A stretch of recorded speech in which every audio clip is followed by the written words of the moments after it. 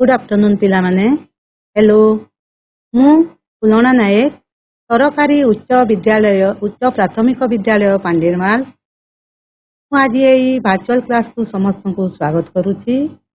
आशा करुच्ची तुमे माने समस्ते भलरे थिबो एवं मोर आजिर शिक्षादानटी होउची श्रेणी सप्तमर साहित्य बहिर छोटरू बड़ कविता। ताहले पिला माने चलो आमे समस्ते एबे स्मार्ट बोर्ड पाखकु जिबा एवं कवितार पृष्ठभूमि विषय प्रथमे जानिबा। कवितार पृष्ठभूमि भगवानक सृष्टि रे किए छोट किए बड़ ताहा कल्पना करिबा मुस्किल। छोटिया जीव कुआ जाउथिबा पिंपुड़ी विराटकाय हाथी को भी अपदस्थ करि पारे। ठीक सेहीपरि मूसा छोटिया जीवटीए हेले भी महाबलशाली पराक्रमी सिंहर जीवन रक्षा करि देई पारे। एमिति अनेक कथा अछि। छोट को केबे क्षुद्र कुआ जाई पारे ना। विधिर विचित्र लीला भितरे छोट भितरे विराटर संभावना सबुबेले लुचि रही थाए। सेही छोट भितरे बड़ को खोजिबार प्रसंग को नहीं आजिर आलोचनार प्रसंग छोटरू। ताहेले पिला माने कविताटीर एबे आमे कविंक विषय रे जानिबा। ई कवितार कवि होउछंती डॉक्टर जानकी वल्लभ महांती। तांकर जन्म 1925 मसीह होइथिला। तांकर मृत्यु 1969 मसीह होइथिला। से जने विशिष्ट आधुनिक कवि समालोचक गाल्पिक और शिशु साहित्यिक। से पिला मानक पई अनेक कहानी गल्प और कविता लिखिछंती। ओडिया गीतिकाव्य रचना करिछंती। छोटरू बड़ कवितारे से बहु क्षुद्र जिनिष मध्यरे किपरि विराट तत्व लुचि रहिछि ताहा कवि वर्णना करिछंती। सामाजिक मूल्य बुझी नूतन चेतना रे आगे जीवाकू युवगोष्ठी को से आह्वान करिछंती। ताहेले पिला माने देखिबा गोटे गल्पटीए। सेथुर आमे कोन शिखिबा तुमे पिला माने कहिबो। से पिला माने ए गल्परु आमे कोन शिखिबे। आमे केबे हेले काहारी को छोट बोली भाबी हीन मने करिबा नाही। सेही छोट जीव मध्य दरकार बेले आमको साहाय्य करिथांती ओ आम काम रे लागिथांती। ताहेले पिला माने एबे चलो आमे कविताटी को थरे जानिबा। कविता को प्रथमे आमे आवृत्ति करिबा तापरे तार भावार्थ जानिबा। कानने फुटी छोट फूलटी भितरी जाए बास छोट कुअटी जोगाए जल लोके बरस मास। हेले पिला माने कानने कहिले कोन। कानने कहिले जंगल रे। जंगल रे छोट फूलटी को जगार फुटिथिबो ताहा आखि को देखा भी जाउ नथिबो किंतु तार जो भुरु भुरु बास्ना सेही बास्ना चारियाडे को हेलै जाए। आउ सेही बास्ना पई फूलटी समस्तंकर आदर तथा प्रिय होई।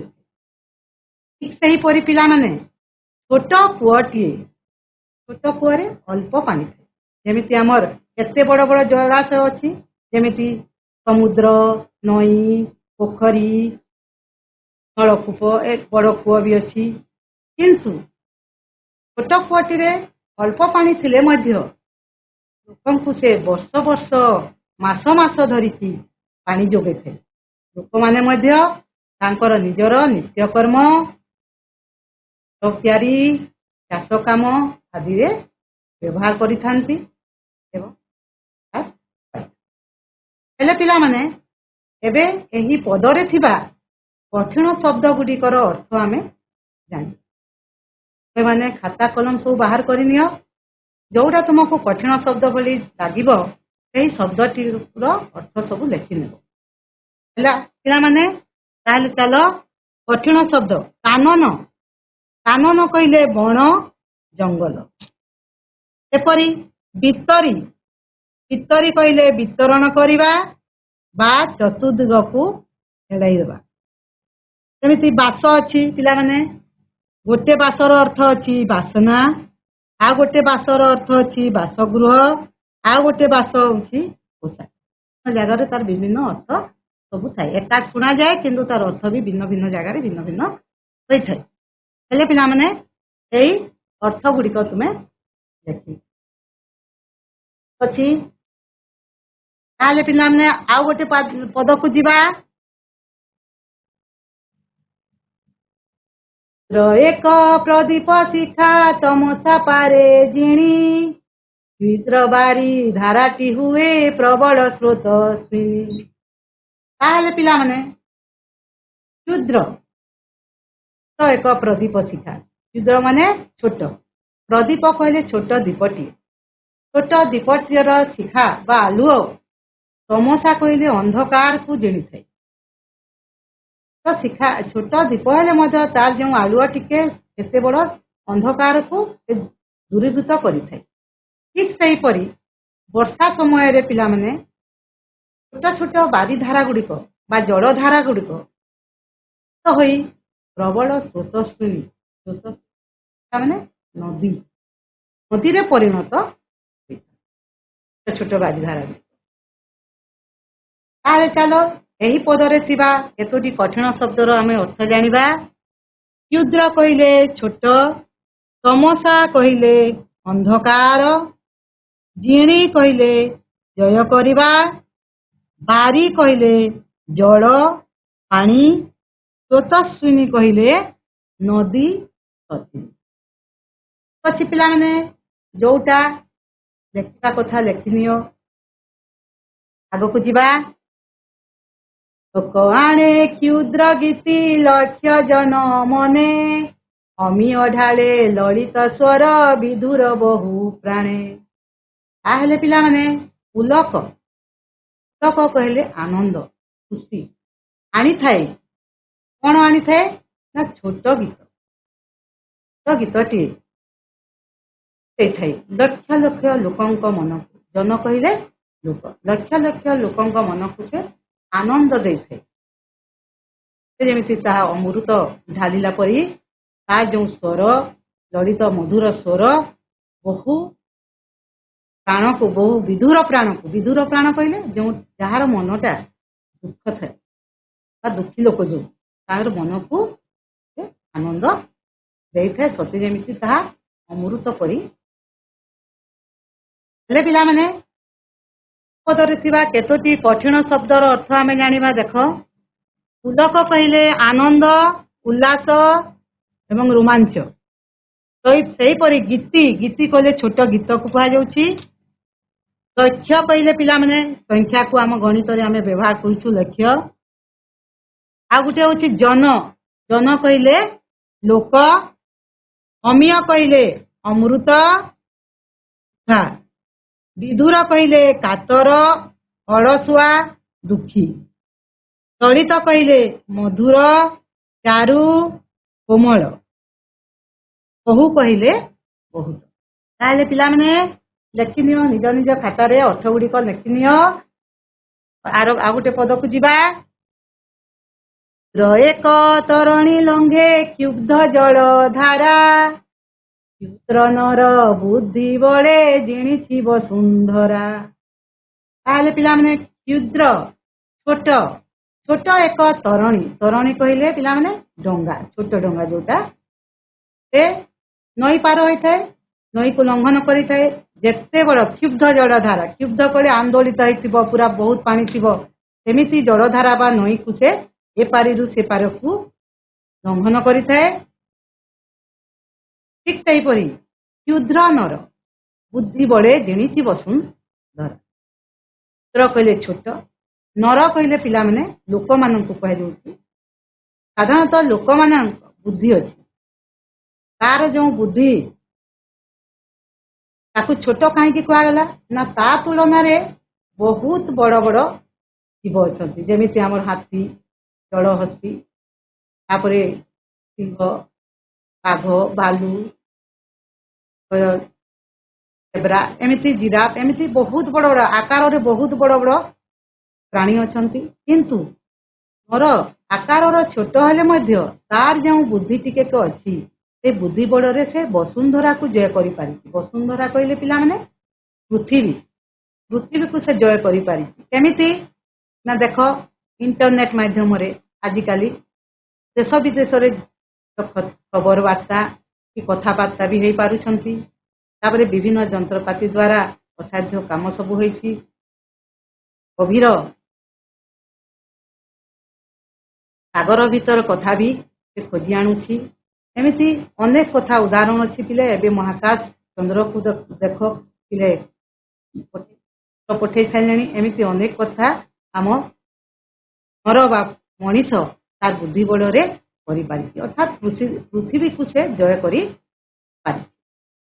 ହେଲେ ପିଲାମାନେ ଏହି ପଦରେ ଥିବା କଠିନ ଶବ୍ଦ ଗୁଡ଼ିକ ହେଲା ତରଣୀ କହିଲେ ନୌକା, ନା, ଡଙ୍ଗା।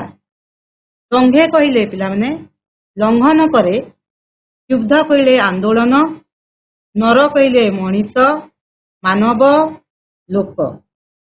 ବସୁନ୍ଧରା କହିଲେ ପିଲାମାନେ ବହୁତ ନାଁ ଅଛି। ପୃଥିବୀ, ବସୁଧା, ଧରଣୀ, ଧରିତ୍ରୀ, ମେଦିନୀ, ଏମିତି ଅନେକ ପୃଥିବୀର ନାଁ ଅଛି। ଜିଣିଛି କହିଲେ ଜୟ କରିଛି, ଜିଣିଥିଲେ ଜୟ କରିଛି। ଏମିତି ଏହି ପଦରେ ଥିବା ତାର ଲେଖନୀୟ। ତାପରେ ପୁଣି ଆମେ ଆଗକୁ ଯିବା। ବନେ ବିରାଟ ତରୁ ଯେ ଥିଲା ଦିନେ ସାନ, ଛୋଟ ଶିଶୁଟି ବଢି ରଖଇ ଦେଶ ଜାତିର ମାନ। ତାହେଲେ ପିଲାମାନେ ସେ ହୁଏ ବନେ ବିରାଟ ତରୁ। ଜଙ୍ଗଲ ଦେଖିଛ, ବଣ କହିଲେ କଣ? ବନେ କହିଲେ ଜଙ୍ଗଲରେ।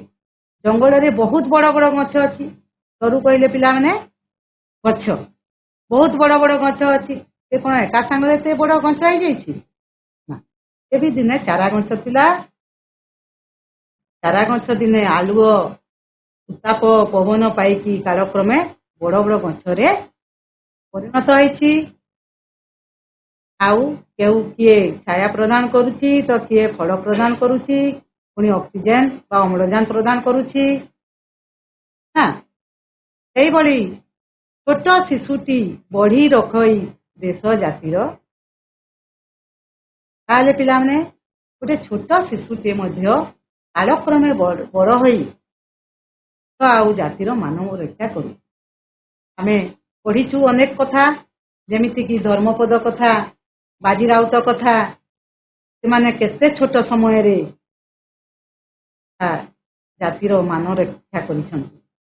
ପଦ କୋଣାର୍କର ମନ୍ଦିର ମୁଣ୍ଡି ମାରି 12 ବର୍ଷର ପିଲା କେତେ ବଡ କାମ କରିଲା, ଯୋଉଟା କି 1200 ବଢେଇ କରିପାରୁନଥିଲେ ସେ କାମ କରି ସେ ନାଁ ରଖିଗଲା। ସେମିତି ବାଜି ରାଉତ ଇଂରେଜ ମାନଙ୍କୁ ଏ ପାରିରୁ ସେ ପାରିକୁ ତା ଡଙ୍ଗାରେ ନେଲା ନାହିଁ, ଆଉ ନିଜେ ପଛେ ବୁଲି ଖାଇ ତା ଜୀବନ ଦେଲା। ଆଉ ଇଏର ଜାତିର ମାନ ରକ୍ଷା। ଅନେକ ଉଦାହରଣ ଅଛି। ଛୋଟ ଜିନିଷ ସେ କାମ କରିଥାଏ। ତେଣୁ ପିଲାମାନେ ଏଇ କବିତାରେ ଥିବା, ଏଇ ପଦରେ ଥିବା କେତୋଟି କଠିନ ଶବ୍ଦ ଅଛି ଦେଖ। ବିରାଟ କହିଲେ ବଡ, ତରୁ କହିଲେ ଗଛ, ବୃକ୍ଷ, ପାଦପ, ମାନ କହିଲେ। ତାହେଲେ ପିଲାମାନେ ଲେଖିନିଅ, ଟିକେ ଅର୍ଥ ଗୁଡ଼ିକ ଲେଖିନିଅ, ନିଜ ଖାତାରେ ଲେଖିନିଅ। ଆଗକୁ ଯିବା, ଆଉ ଗୋଟେ ପଦ ପାଖକୁ ଯିବା। ଯାହା ନିହିତ ତହିଁ ସମ୍ଭାବନା ବହୁ, ସାଧନା ବଳେ ଶକତି ଯୋଗେ ବିକାଶ ଲଭେ ସେହୁ। ତାହେଲେ ପିଲାମାନେ କ୍ଷୁଦ୍ର ଯାହା ନିହିତ ତହିଁ, ଯୋଉଠାରେ ଛୋଟ ଜିନିଷ ଅଛି ସେଠାରେ ବଡ ହେବାର ଗୋଟେ ସମ୍ଭାବନାଟେ ଲୁଚି ରହିଛି। ସେ ଛୋଟ ଜିନିଷ ତାକୁ ଉପଯୁକ୍ତ ସାଧନା ବଳରେ, ଶକ୍ତି ଯୋଗରେ ବିକଶିତ। ପିଲାମାନେ ଏହି ପଦର କଠିନ ଶବ୍ଦ ଗୁଡ଼ିକ ହେଲା ନିହିତ କହିଲେ ଗୁଣ ବା ଭାବ ରହିବା, ଶକତି କହିଲେ ଶକ୍ତି, ବିକାଶ ଲଭେ କହିଲେ ବିକାଶ ଲାଭ କରିବା, ଫୁଟି ଉଠେ, ସେହୁ କହିଲେ। ତାହେଲେ ପିଲାମାନେ ପୁଣି ଆମେ ଆଗକୁ ଯିବା। ଛୋଟ ଶକତି ତାର ଦିନେ ନା ଦିନେ ଫୁଟେ, ଯୁକ୍ତ ହୋଇ ବହୁର ସାଥେ ଦିଗ ବିଦିଗ ଛୁଟେ। ହେଲେ ପିଲାମାନେ ହେଲେ ବି ଛୋଟ, ଯେତେ ଛୋଟ ହେଲେ ବି, ଯେଉଁ ଜିନିଷ ଯେତେ ଛୋଟ ହେଲେ ବି ତାହା ଦିନେ ନା ଦିନେ ତାର ଯୋଉ ଗୁଣ ଥିବ ନିଶ୍ଚୟ ଫୁଟି ଉଠିବ। ଆଉ ସେଟା ଚାରି ଦିଗକୁ ବିକଶିତ ହୋଇଥାଏ। ସେ ଛୋଟ ଜିନିଷ ହୋଇଥାଉ। ଦିଗ ବା ଛୋଟ ଚାରି ଦିଗକୁ ବା ଚତୁର୍ଦିଗକୁ ସେ ଛୁଟିଥାଏ। ତାର କେତୋଟି କଠିନ ଶବ୍ଦ ଅଛି? ଦୁଇଟି ଅଛି ଦେଖ। ଗୋଟେ ହେଲା ବହୁ କହିଲେ ବହୁତ, ଦିଗ ଦିଗ କହିଲେ ଚତୁର୍ଦିଗ, ଚାରି ଦିଗ। ତାହେଲେ ପିଲାମାନେ ଚାଲ ଆଉ ଗୋଟେ ଆମେ ଏବେ ଜାଣିବା କେତୋଟି ଶବ୍ଦର ପ୍ରତିଶବ୍ଦ, ଶବ୍ଦର ପ୍ରତିଶବ୍ଦ ଆଉ କଣ କଣ କୁହାଯାଏ। ଏମିତି ଫୁଲ ଅଛି ଦେଖୁଛ, ଫୁଲର ଆଉ କଣ କଣ ନାଁ ଅଛି? ନା ପୁଷ୍ପ, ମନ, ସୁମ। ସେମିତି କାନନ, କାନନ କହିଲେ ପିଲାମାନେ ଏବେ କହିଛି ବଣ, ବନ, ଜଙ୍ଗଲ। ସେମିତି ଜଳ, ଜଳ କହିଲେ କଣ ପିଲାମାନେ? ଆହୁରି ନାଁ ଅଛି ଦେଖ, ନୀର, ବାରି, ପାଣି। ତାପରେ ଆସିଲା ନଦୀ, ନଦୀ ପିଲାମାନେ ନଦୀର ବି ସେମିତି ଅନ୍ୟ ନାମ ଅଛି ଦେଖ, ସରିତ, ତଟିନୀ, ନଈ, ତସୁଣୀ। ତାପରେ ଅଛି ଦେଖ ପିଲାମାନେ ଅମିୟ, ଅମିୟ କହିଲେ ଅମୃତ, ସୁଧା। ତରଣୀ କହିଲେ ସେହିପରି, ତରଣୀ କହିଲେ ଡଙ୍ଗା, ନୌକା। ତାପରେ ପିଲାମାନେ ଆଉ ଗୋଟେ ନାଁ ବି ହେବ ନର, ନର କହିଲେ ଲୋକ, ମନୁଷ୍ୟ, ମାନବ, ମଣିଷ। ଏମିତି ତା ପ୍ରତିଶବ୍ଦ। ପୃଥିବୀ କହିଲେ ଏମିତି ବହୁତ ଅଛି, ବସୁନ୍ଧରା, ଧରା, ଧରଣୀ, ଧରିତ୍ରୀ, ବସୁଧା। ଏମିତି ନାଁ ଅଛି ତାର। ତାପରେ ପିଲାମାନେ ଗଛ, ଗଛ କହିଲେ ତରୁ, ବୃକ୍ଷ, ପାଦପ। ଅଛି ପିଲାମାନେ ଏଟା ତ ଜାଣିଲ ପ୍ରତିଶବ୍ଦ। ଖାତାରେ ଟିପି ନିଅ, ପରୀକ୍ଷାରେ ତମ ପଢିପାରେ, ପଢେବି। ହେଲା, ତାହେଲେ ପିଲାମାନେ ଚାଲ ଚମତ୍କାରିତ ଭିନ୍ନାର୍ଥକ ଶବ୍ଦ ବିଷୟରେ ଜାଣିବା। ଏକା ଶୁଣା ଯାଉଥିବ ପିଲାମାନେ, କିନ୍ତୁ ତା ବିଭିନ୍ନ ଜାଗାରେ ତାର ଅର୍ଥ ଅଲଗା ଅଲଗା ହେଇଥାଏ।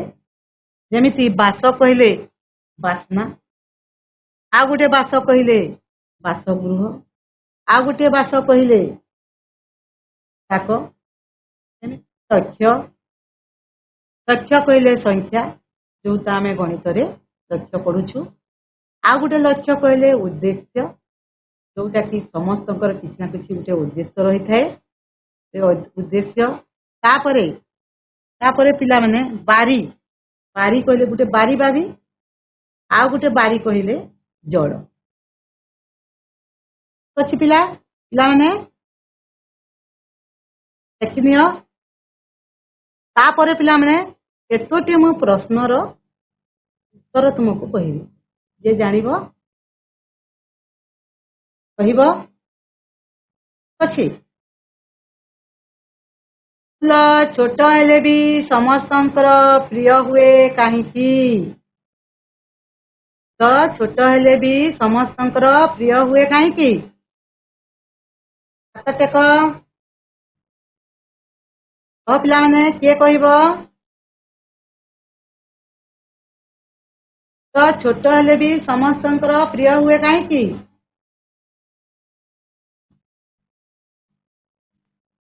ବହୁତ ଭଲ ଦିଶେ।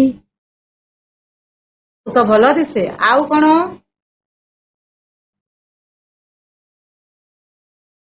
ଭଲ ତ ଦିଶେ, ସୁନ୍ଦର ତ ଦିଶେ। ତାର କିନ୍ତୁ କେଉଁ ଗୁଣ ଯୋଗୁଁ ସେ ସମସ୍ତଙ୍କର ପ୍ରିୟ ହୋଇଥାଏ? ଫୁଲ ତାର ସୁନ୍ଦର ବାସ୍ନାରେ ଚତୁର୍ଦିଗକୁ ମହକାଇ ଦେଉଥିବାରୁ ଛୋଟ ହେଲେ ବି ସମସ୍ତଙ୍କର ପ୍ରିୟ ହୁଏ। ହେଲା ଫୁଲ ତାର ସୁନ୍ଦର ବାସ୍ନା ଯାହା ଯେଉଁ ଭୁରୁ ଭୁରୁ ବାସ୍ନା ଚତୁର୍ଦିଗକୁ ମହକେଇ ଦେଇଥାଏ ଦେଉଥିବାରୁ ଛୋଟ ହେଲେ ବି ସେ ସମସ୍ତଙ୍କର ପ୍ରିୟ ହୁଏ। ଆଚ୍ଛା ପିଲାମାନେ କୁଅ ଆମ ମାନଙ୍କର କି ଉପକାରରେ ଲାଗେ କହ? କୁଅ ଆମ ମାନଙ୍କର କି କାମରେ ଲାଗେ କି ଉପକାର କରିଥାଏ କୁଅ? ହଁ କହ କୁଅ କଣ ଦେଇଥାଏ? ହଁ କହ। ହଁ କୂଅ ଆମକୁ ବର୍ଷ ବର୍ଷ ଧରି ପାଣି ଦେଇଥାଏ। ହଁ ଠିକ କୁଅ ଆମକୁ ପାଣି ଯୋଗେଇଥାଏ ନାଇଁ ବର୍ଷ ବର୍ଷ ମାସ ଧରିକିରା ପାଣି ଯୋଗେଇଥାଏ। କୁଅ ଆମ ମାନଙ୍କୁ ଜଳ ଯୋଗାଇ ଆମର ଉପକାରରେ ଲାଗେ। ଠିକ ଅଛି ତାହେଲେ ପିଲାମାନେ ଲୋକେ କିପରି ନଈ ପାରି ହୁଅନ୍ତି? ନଈ ପାରି କେମିତି ହୁଅନ୍ତି?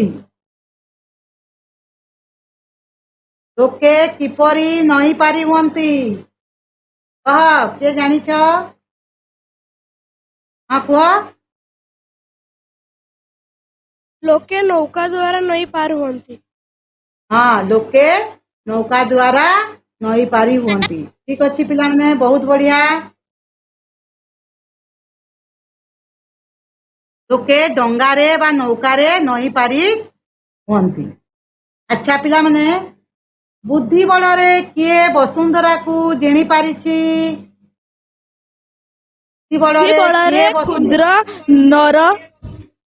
ବୃଦ୍ଧି ବଳରେ କ୍ଷୁଦ୍ର ନର ବସୁନ୍ଧରାକୁ ଜାଣିପାରିଛି। ସାବାସ୍ ବହୁତ ବଢିଆ। ବୁଦ୍ଧି ବଳରେ କ୍ଷୁଦ୍ର ନର ବସୁନ୍ଧରାକୁ ଜିଣି ପାରିଛି।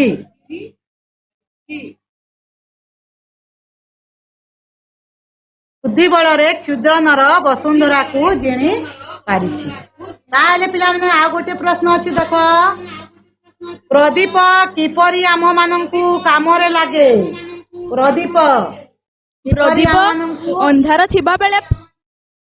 ପ୍ରଦୀପ ଅନ୍ଧାର ଥିବା ବେଳେ ଅନ୍ଧାରକୁ ଲିଭାଇ ଆଲୋକ ଦେଇ ଆମ ମାନଙ୍କୁ କାମରେ ଲାଗିଛି।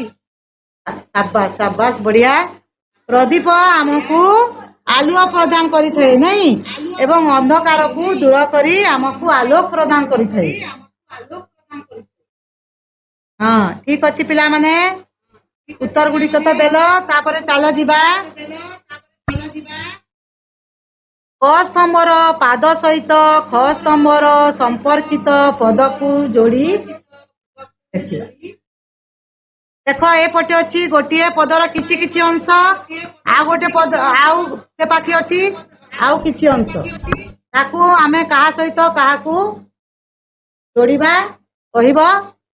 ଏପଟରେ ଲେଖା ଅଛି ଦେଖ ଛୋଟ କୂଅଟି ଯୋଗାଏ ଜଳ କ୍ଷୁଦ୍ର ବାରି ଧାରାଟି ହୁଏ ଅମିୟ ଢାଳେ ଲଳିତ ସ୍ୱର କ୍ଷୁଦ୍ର ଏକ ତରଣୀ ଲଙ୍ଘେ ଛୋଟ ଶିଶୁଟି ବଢି ରଖଇ ସୁକ୍ତ ହୋଇ ବହୁର ସାଥୀ।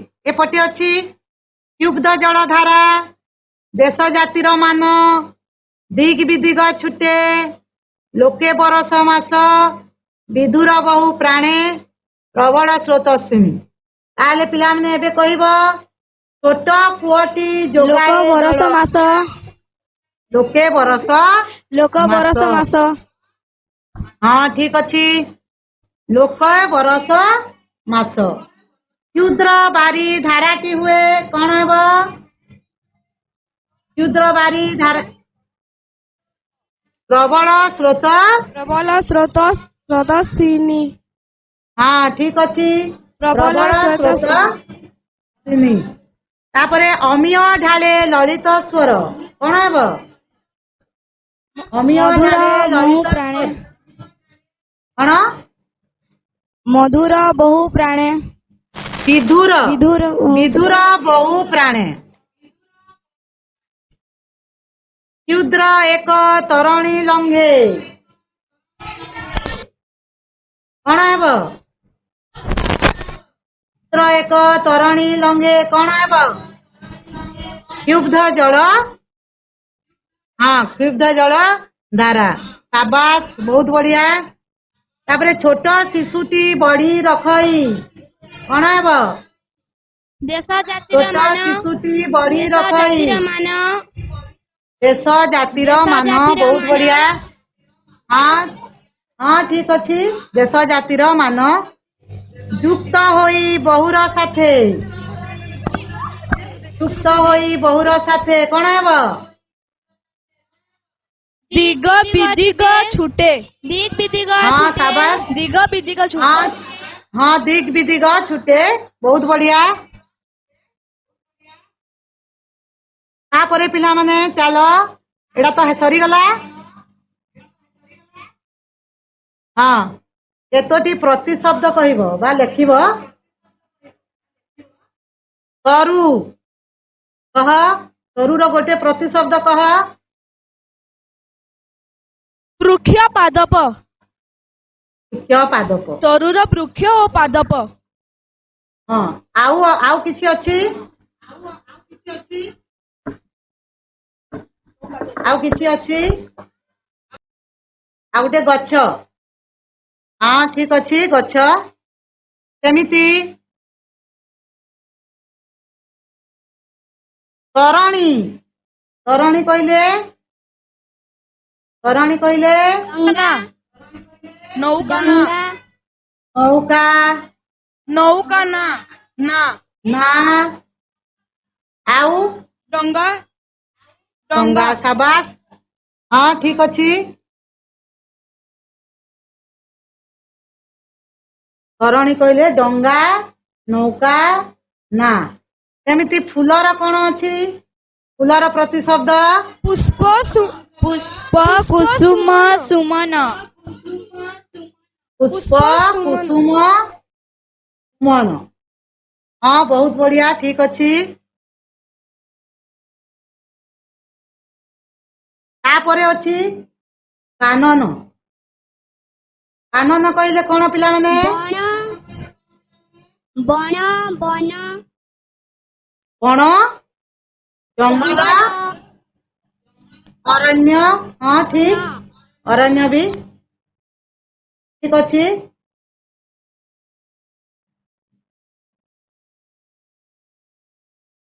तापरे पिला माने वसुंधरा वसुंधरा धरणी पृथ्वी हाँ ठीक अच्छी आउ पृथ्वी धरा खरा धरा हाँ ठीक अच्छी आउ कौन धरणी धरित्री धरित्री पृथ्वी मही एमती बहुत ना अच्छी आगरू भी जानी ना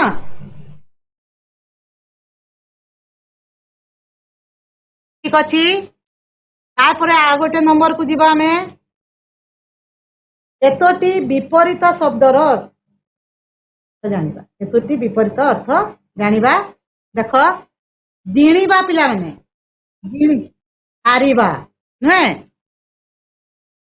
हाँ ठीक अच्छी हारिबा क्षुद्र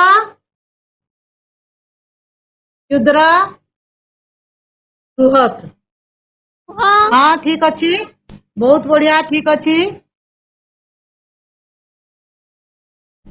तापरे अंधार अंधार आलोक आलोक हाँ, आलोक आलुओ उज्जवल अच्छी पिला माने बहुत बढ़िया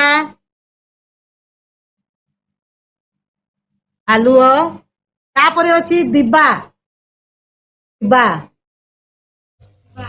कौन निशी निशी हाँ ठीक अच्छी आउ भी कौन हेब आउ कौन हेब कह आ गोटे कह राति तार है राति ठीक अच्छी पिला माने बहुत बढ़िया उत्तर देल तापरे पिला माने आमर किछिटा गोटे गृह कार्य अच्छी जानकी वल्लभ महांती लिखित ଅନ୍ୟାନ୍ୟ ଲେଖାଗୁଡ଼ିକ ସଂଗ୍ରହ କରି ପଢ଼ିବ ଏବଂ ତୁମ এই କବିତାଟିକୁ ଆବୃତ୍ତି କରିବ। ଆବୃତ୍ତି କଲେ କ'ଣ ହେବ ନା ପିଲାମାନେ କବିତାଟି ମନେ ରହିବ ଆଉ ଆମେ ଯେତେବେଳେ ବି ସେଟା ପଢ଼ିଲେ ବୁଝିପାରିବା। ତାହେଲେ ପିଲାମାନେ এই ଛୋଟରୁ ବଡ଼ କବିତାରେ ଆମେ କ'ଣ ଜାଣିଲେ ନା କୌଣସି ଛୋଟ ଜିନିଷକୁ ହେୟ ମନେ କରିବା ନାହିଁ। ପ୍ରତ୍ୟେକ ଛୋଟ ଜିନିଷରେ ସେଟା ଫୁଲ ହେଇଥାଉ, ସେଟା ଛୋଟ କୂଅ ହେଇଥାଉ, ତ ଦୀପଟିଏ ହେଇଥାଉ, ତ ବାରିଧାରା ହେଇଥାଉ, ତ ଗୀତଟିଏ ହେଇଥାଉ, ତ ଗଛଟିଏ ହେଇଥାଉ, ତ ଶିଶୁଟିଏ ହେଇଥାଉ, ପ୍ରତ୍ୟେକ ଛୋଟ ଜିନିଷରେ ବଡ଼ ହେବାର ଗୋଟେ ଭାବନା ଲୁଚିଥାଏ। ତାହା ଉପଯୁକ୍ତ ସାଧନା ଏବଂ ଶକ୍ତି ବଳରେ ବିକଶିତ। ହେଲେ ପିଲାମାନେ ମୋର ଆଶା ଯେ ଆଜିର এই ଯେଉଁ ଶିକ୍ଷାଦାନଟି ତୁମକୁ ଲାଗିଥିବ, କବିତାଟି ଭଲ ଭାବରେ ବୁଝି ଯାଇଥିବ।